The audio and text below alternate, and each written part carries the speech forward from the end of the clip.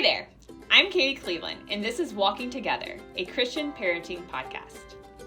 My education in early childhood development and social and emotional learning helps me to teach God's Word to kids each week, but I want you parents to be the main teachers of the faith to your kids.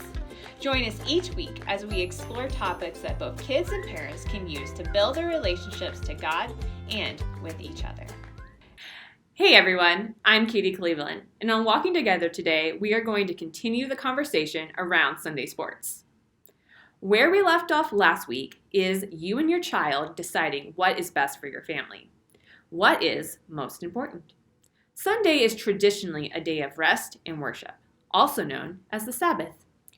But a Sabbath day doesn't have to be on Sunday. Wait, what did I just say? I'm a professional church worker. My job security depends on kids coming to church on Sunday.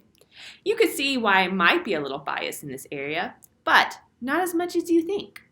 My goal as a children's minister is to teach kids about God's Word, but also to teach the parents how to teach their own children about God's Word as well.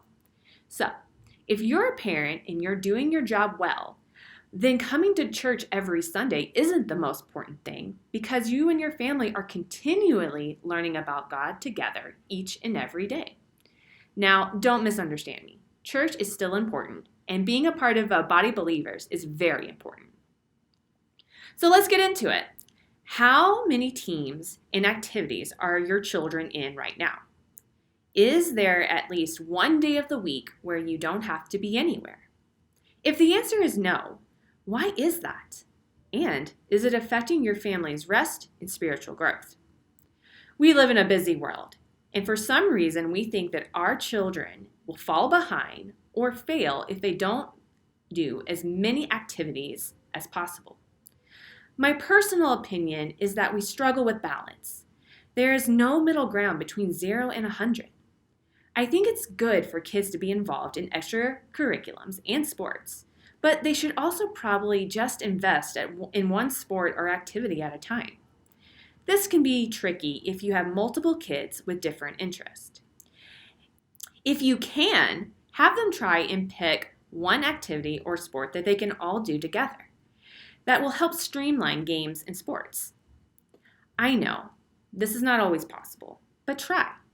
My parents had me and my sister in cheerleading and my brother in football. And somehow they were able to arrange it to where me and my sister cheered for his games, even though he was younger than us.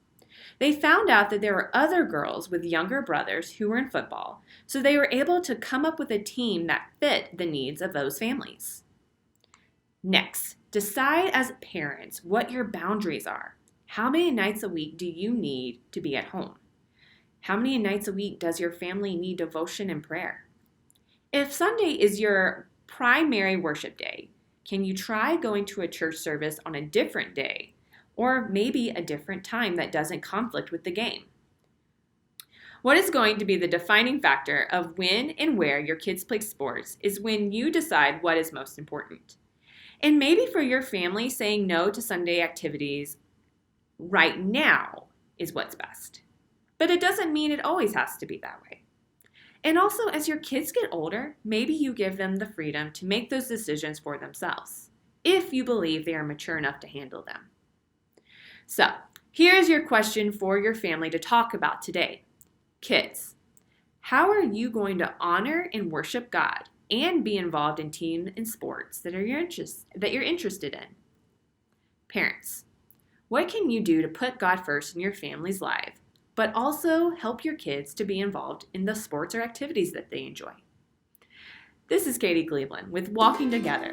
Share your comments and ideas about what you and your family do to honor the Sabbath, but also be involved with the activities you enjoy. God bless and walk on.